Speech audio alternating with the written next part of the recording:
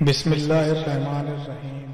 ایک شخص نواسے رسول حضرت امام جعفر صادق کی بارگاہ میں حاضر ہو کر کہنے لگا، اے امام، میں آپ کے پاس ایک سوال لے کر حاضر ہوا ہوں۔ حضرت امام جعفر صادق نے فرمایا کہ پوچھو، کیا پوچھنا چاہتے ہو؟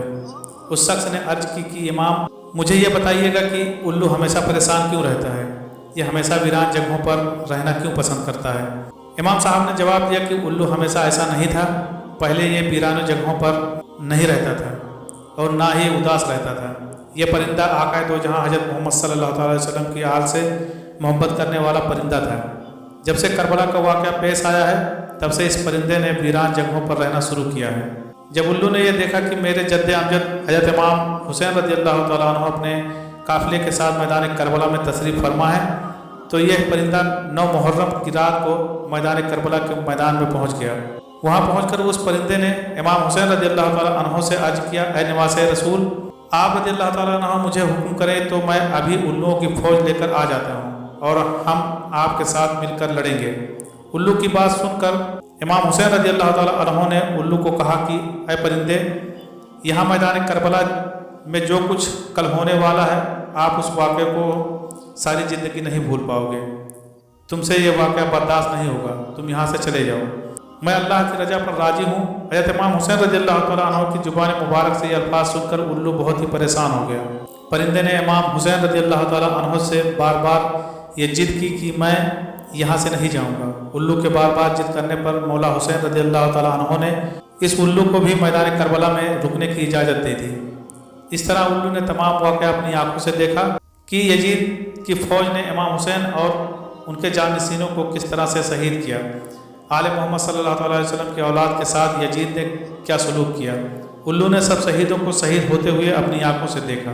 جب شہیدوں اور حضرت امام حسین رضی اللہ تعالیٰ عنہ کے سر مبارک کو بدن سے جدا ہوتے ہوئے دیکھا، حضرت محمد صلی اللہ علیہ وسلم کی آل پر یزیدی فوج کا ظلم اپنی آنکھوں سے دیکھا تھا۔ کس طرح سے امام حسین رضی اللہ تعالیٰ عنہ نے سر مبارک کو بدن سے جدا کیا، کس طرح سے انہوں نے امام حسین رضی اللہ تعالیٰ عنہ کے جسم مبارک کو اذیتیں دی۔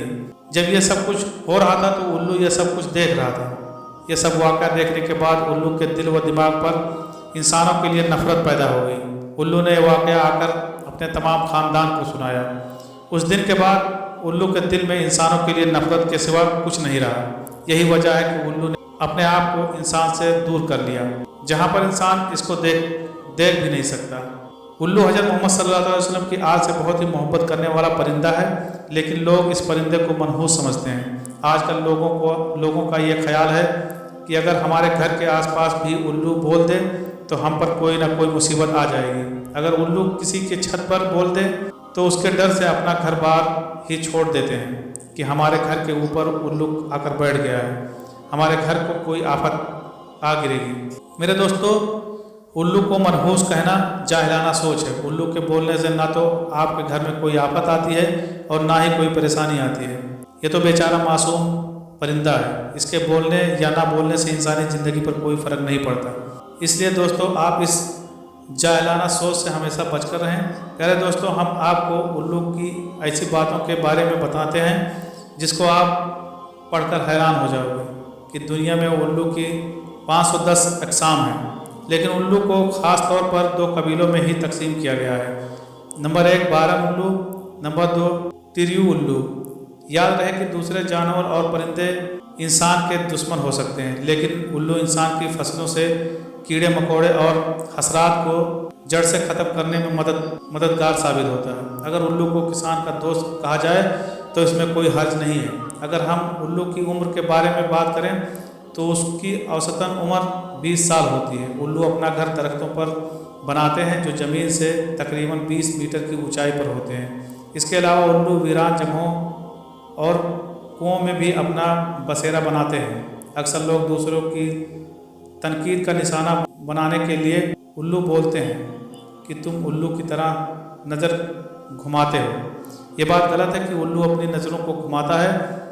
الو سیدھا ہی دیکھتا ہے۔ الو اپنی گردن کو 270 ڈگری پر گردن کو گھما کر اپنی نظروں کو دوسری طرف لے جاتا ہے۔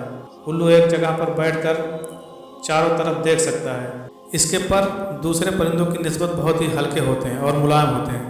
جب الو اڑا ہے تو اس کے اڑنے کی आवाज़ नहीं आती। उल्लू बहुत ही आसानी के साथ अपने शिकार को हासिल कर लेता है। प्यारे दोस्तों, बेशुमार मुल्कों में लोगों के अकीदे उल्लू के बारे में मुख्तलिफ ही देखने को मिलते हैं। बरतानिया में उल्लू के बोलने को मनहूस समझा जाता है। जनूबी अफ्रीका में उल्लू की आवाज़ को मौत की अलाकत तस्वूर किया जाता है। कनाडा वालों का ख्याल है कि अगर 3 दिन उल्लू मुसलसल बोले तो किसी की मौत वाक़ई हो जाती है। अमेरिका के लोगों का ख्याल है कि उल्लू को देखना भी मनहूस है।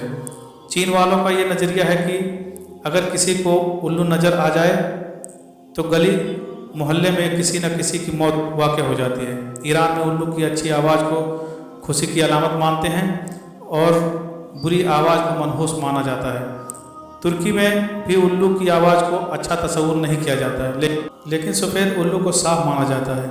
हिंदुस्तानी लोगों का अकीदा है कि उल्लू की आँख का काजल बनाकर लगाने से रात में भी दिन की तरह दिखाई देता है। उल्लू के नाखून बच्चे के गले में बांधने से बच्चे को नज़र नहीं लगती। उल्लू के गोश्त को ताबीज़ में भरकर गले में बांधने से किसी तरह का डर नहीं लगता। उल्लू की पूजा दिवाली में करने से लक्ष्मी जी मेहरबान होती हैं, बेहद दौलत बरसती है। उल्लू के पर को हिसाब किताब के बही खाते में रखने से माल दौलत में बरकत होती है। अब इनको कौन समझाए कि वक्त से पहले और किस्मत से ज़्यादा किसी को कुछ नहीं मिलता।